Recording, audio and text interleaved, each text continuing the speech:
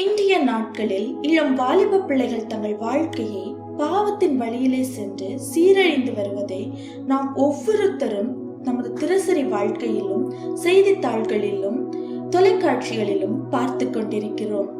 இன்றைய வாலிப பிள்ளைகளில் பெரும்பாலானோர் மது பழக்கத்திற்கும் சிகரெட், புகையிலை, ட்ரக்ஸ், கிளப், பப் போன்றவற்றிற்கும் ஒப்பு கொடுத்து தங்கள் வாழ்க்கையை சீரழித்து வருவதை நாம் பார்த்து கொண்டிருக்கிறோம்.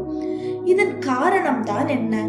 அவர்களது நட்பு வட்டாரமா, இல்லை அவர்களது பழக்க வழக்கமா, இல்லை அவர்கள் வாழ்ந்து வரும் சமுதாயமா, இல்லை நம் நாட்டில் ஏற்பட்டிருக்கின்ற மேல்நாட்டு கலாச்சாரத்தின் மாற்றமா என்று பார்த்தால் இவற்றில் ஒவ்வொன்றும் ஒவ்வொரு விதமாக அவர்கள் வாழ்க்கையை சீரழித்து வருகின்றன. ஒரு வாலிப பிள்ளை தன் வாழ்க்கையை கர்த்தருக்கு பிரியமாக வாலிப வயதில் எவ்வாறு காத்துக்கொள்வது? பாவ வாழ்க்கையிலிருந்து எவ்வாறு தன் வாழ்க்கையை கர்த்தருக்கு பிரியமாக நடத்துவது? இதை பற்றி தான் நாம் இந்த காணொளியிலே காணப்போகிறோம். இந்த காணொளியில் வேதாகமத்தின் அடிப்படையை கொண்டு 10 செயல்களை வாலிப வயதில் நாம் கடைபிடிக்க வேண்டியதை பற்றி இங்கு பார்க்க போகிறோம். முதலாவதாக, உன் சிருஷ்டிகரை நினை. Remember your creator. யார் உன் சிருஷ்டிகர்?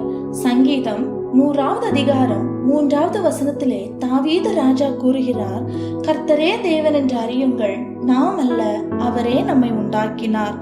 ஆம், கர்த்தரே நம்மை உண்டாக்கினார். ஆதியாகமம் 2வது அதிகாரம் கூறுகிறது, தேவன் மனிதனை அவருடைய சாயலாக மண்ணிலே பிசைந்து உருவாக்கினார் என்று நாம் வாசிக்கிறோம். எதற்காக அவர் மனிதனை சிருஷ்டித்தார்?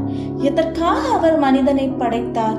ஏசாயா 43வது அதிகாரம் 7வது வசனம் கூறுகிறது, நான் என் மகிமைக்கென்று சிருஷ்டித்து உருவாக்கி படைத்து என் நாமம் தரிக்கப்பட்ட யாவரையும் கொண்டு வா என்பேன். ஆம், நாம் தேவனுடைய நாமத்தை மகிமைப்படுத்த நம்மை சிருஷ்டித்திருக்கிறார். அவர் நாமம் மகிமைப்பட நம்மை சிருஷ்டித்திருக்கிறார். நம்மை சிருஷ்டித்த அவர் அவருக்கு பிரியமாக நாம் வாழ என்ன செய்ய வேண்டும் என்று கூறுகிறார்? நம் வாலிப வயதை எவ்வாறு கர்த்தருக்கு பிரியமாக வைத்திருப்பது? பிரசங்கி 12வது அதிகாரம் 1வது வசனம் கூறுகிறது, நீ உன் வாலிப பிராயத்திலே உன் சிருஷ்டிகரை நினை. நீ உன் வாலிப பிராயத்திலே உன் சிருஷ்டிகரை நினை. ஆம், நம் வாலிப பிராயத்திலே நம்மை படைத்த கர்த்தருக்கு நாம் முக்கியத்துவம் கொடுத்தால் நம் வாழ்க்கை தீங்கு நாட்களுக்கு விலகி இருக்கும். தினம்தோறும் நாம் நம்மை படைத்த தேவனை தொழுது கொண்டு நம் நாட்களையும் நம் காரியங்களையும் துவங்குவோமானால் நம் வாழ்க்கை கர்த்தருக்கு பிரியமானதாக இருக்கும். நம் வாலிப வயது கர்த்தருக்கு பிரியமான வாலிப வயதாக இருக்கும். ஒரு ஊரிலே ஒரு அம்மா தனிமையாக இருந்தார்களாம். அவர்களுக்கு பேச்சு துணைக்கு கூட ஒரு ஆள் இல்லாத நிலைமை. அந்த அம்மா தான் தனித்திருப்பதை கண்டு ரொம்பவே கலங்கி போனார்களாம். அவ்வாறு இருக்கிற நேரத்திலே ஒரு நாள் அவர்கள் நினைத்தார்களாம், இவ்வளவு தனிமையாக நான் இருக்கிறேனே, பேசுவதற்கு கூட எனக்காக யாரும் இல்லையே, நான் ஒரு பறவையை வாங்கி அதனோடு பேசினால் என்ன என்று நினைத்தார்களாம்.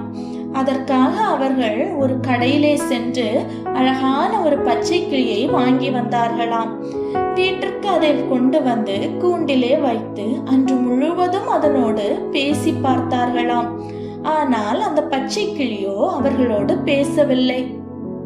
அந்த அம்மா மிகுந்த வருத்தத்தோடு அடுத்த நாள் அந்த கடையிலே சென்று கடைக்காரரிடம் கேட்டாங்களாம், ஐயா, நான் இந்த கடையிலே இருந்து அழகான ஒரு பச்சை கிளியை என் பேச்சு துணைக்காக நான் வாங்கி சென்றேன். ஆனால் அந்த கிளியோ என்னோடு பேசவில்லையே, ஏன் என்று கேட்டார்களாம்.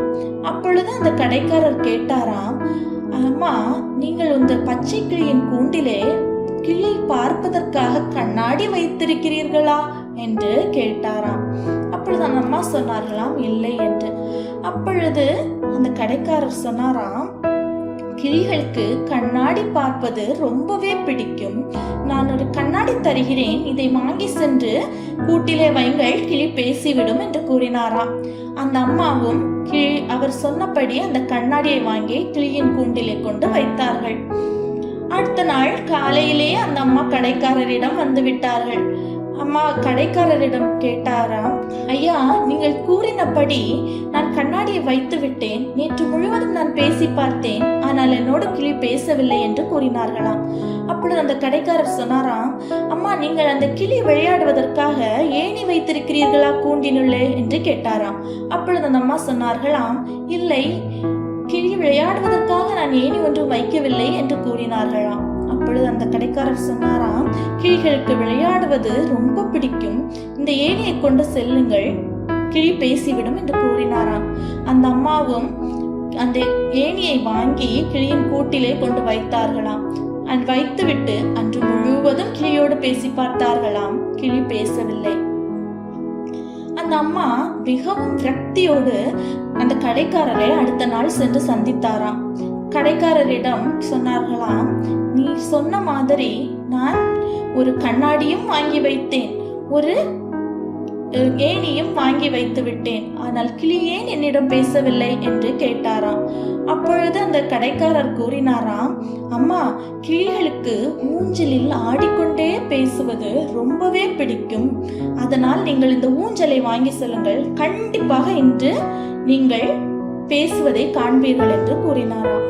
அந்த அம்மாவும் அந்த ஊஞ்சலை வாங்கி சென்று கிளியின் கூண்டிலே வைத்தார்களாம். அடுத்த நாள் காலையிலே அந்த அம்மா அழுது கொண்டே கடைக்காரரிடம் வந்தார்களாம். கடைக்காரர் கேட்டாராம், இன்னுமா இந்த கிளி பேசவில்லை என்று கேட்டாராம். அப்பொழுது அந்த அம்மா சொன்னார்களாம், கிளி இறந்து போயிட்டு என்று. அப்பொழுது அந்த கடைக்காரர் கேட்டாராம், ஐயோ, உயிர் விடுவதற்கு முன்பாகவாது ஏதாவது அது பேசினதா என்று கேட்டாராம். அப்பொழுது அந்த அம்மா சொன்னார்களாம், ஆம், பேசினது.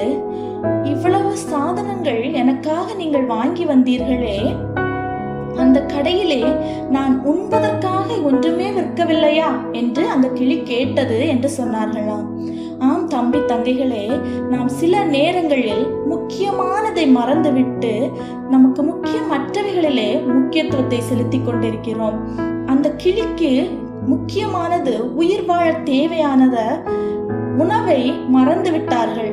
ஆனால் அது விளையாடுவதற்காக, தன் வாழ்க்கையிலே அது என்ஜாய் பண்ணுவதற்காக உள்ள திங்ஸ அந்த கடைக்காரர் ஞாபகமாக அந்த அம்மாவிற்கு கொடுத்தார். அது மாதிரிதான் நம் வாழ்க்கையிலும் முக்கியமான கடவுளை, நம்மை சிருஷ்டித்த கடவுளை நாம் மறந்துவிட்டு நம்மளது வெளி வாழ்க்கைக்கு நம் வாழ்க்கையை நாம் ஒப்பு கொடுத்திருக்கிறோம். வெளியிலே உள்ள ஒவ்வொரு என்டர்டைன்மெண்ட்ஸுக்கும் நம் வாழ்க்கையை நாம் ஒப்பு கொடுத்து கொண்டிருக்கிறோம். ஆனால் முக்கியமானது நம் வாழ்க்கை இல்லை என்றால் நம் வாழ்க்கை அர்த்தமில்லாததாகி விடுகிறது. நம் வாழ்க்கை அந்த உயிர் நீத்த பறவைக்கு, பச்சை கிளிக்கு ஒப்பாய் இருக்கிறது. உன் சிருஷ்டிகரை நீ நினை. மத்தேயு 6வது அதிகாரம் 33வது வசனத்திலே இயேசுவானவர் கூறுகிறார், முதலாவது தேவனுடைய ராஜ்யத்தையும் அவருடைய நீதியையும் தேடுங்கள், அப்பொழுது இவைகளெல்லாம் உங்களுக்கு கூட கொடுக்கப்படும் என்று. ஆம், முதலாவது நாம் நம்மை படைத்த சிருஷ்டிகரை நாம் நினைக்க வேண்டும். அப்பொழுது நம் வாழ்க்கைக்கு உள்ள எல்லா ஆசீர்வாதங்களையும் தேவன் நமக்கு தருவார்.